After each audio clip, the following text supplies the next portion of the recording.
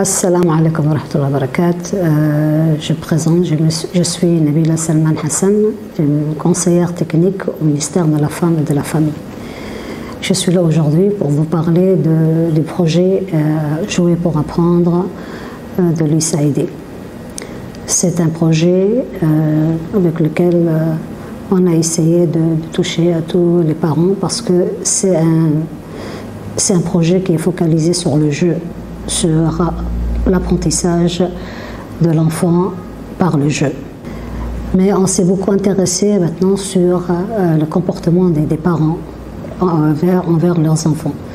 Donc il y a eu l'élaboration d'un guide de soutien à la parentalité.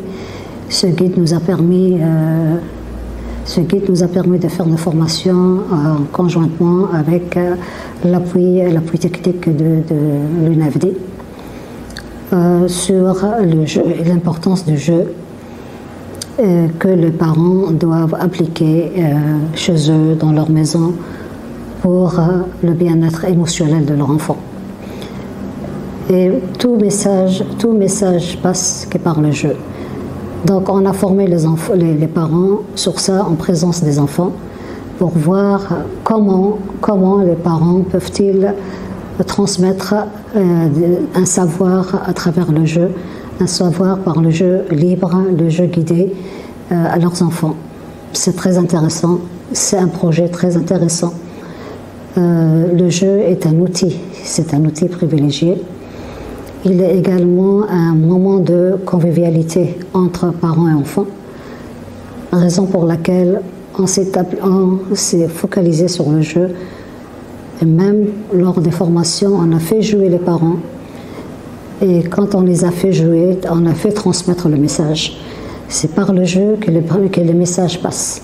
Le guide de soutien à la parentalité a été travaillé par les parties prenantes. Donc il a été élaboré par une experte internationale, certes, mais il a été peaufiné, validé par les parties prenantes, à savoir le ministère de la Femme et de la Famille, le ministère de l'Éducation nationale et de la formation professionnelle et l'UNFD.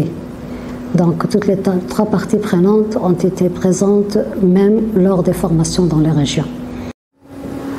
Dans le cadre de ce projet Jouer pour apprendre de l'USAID, ce guide de soutien à la parentalité va permettre, déjà il va permettre, parce qu'on sait très bien que déjà suite à ces formations-là, il y aura des changements de comportement des parents envers leurs enfants.